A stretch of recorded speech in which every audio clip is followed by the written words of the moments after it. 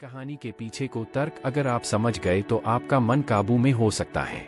पहली बार जब इस कहानी को मैंने पढ़ा तो मुझे इसका तर्क समझ नहीं आया, लेकिन इसका भाव प्रेरणादायी है।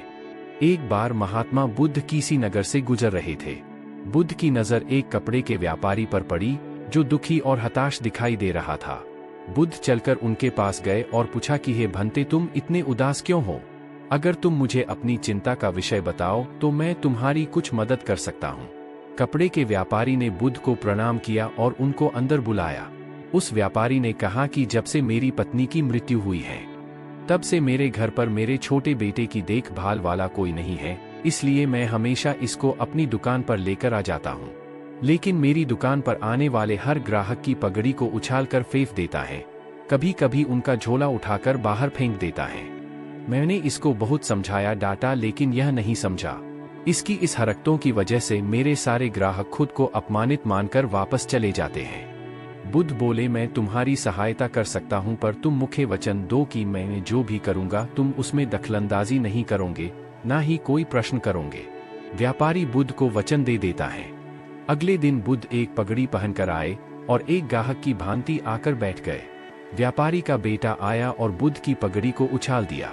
महात्मा बुद्ध मुस्कराए और कहा, बहुत अच्छा, जाओ उस पगड़ी को वापस लेकर आओ। वह बच्चा दौड़कर गया और पगड़ी लाकर बुद्ध को दे दी। अगले दिन बुद्ध एक कुल्हाड़ी और एक लकड़ी लेकर आए। उस लड़के ने फिर से उस पगड़ी को उछाल दी।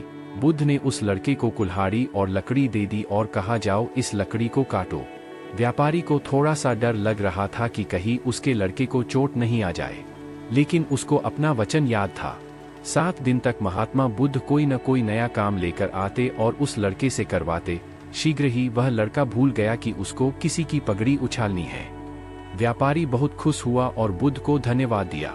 मुझे पता है कि इस कहानी का और मन के वश को कोई विशेष संबंध नहीं है, लेकिन पहले आप इस तर्क को समझ लीजिए। अगर हम अपने मन को अपने हिसाब से काम नहीं करवाएंगे तो मन अपने हिसाब से काम करेगा। मन वश में हो सकता है यदि मन को हम अपने अनुसार चलाएं। मन 2 तरीकों से, 1, मन अपने हिसाब से काम कर सकता है, या 2, मन को हम अपने हिसाब से काम करवा सकते हैं। बुद्ध से मिलने से पहले उस लड़के का मन और दिमाग अपने हिसाब अनियंत्रित रूप से काम कर रहा था, लेकिन बुद्ध ने उस लड़के को अपने अनुसार काम करवाए, जिससे उसकी आदत ही बदल गई।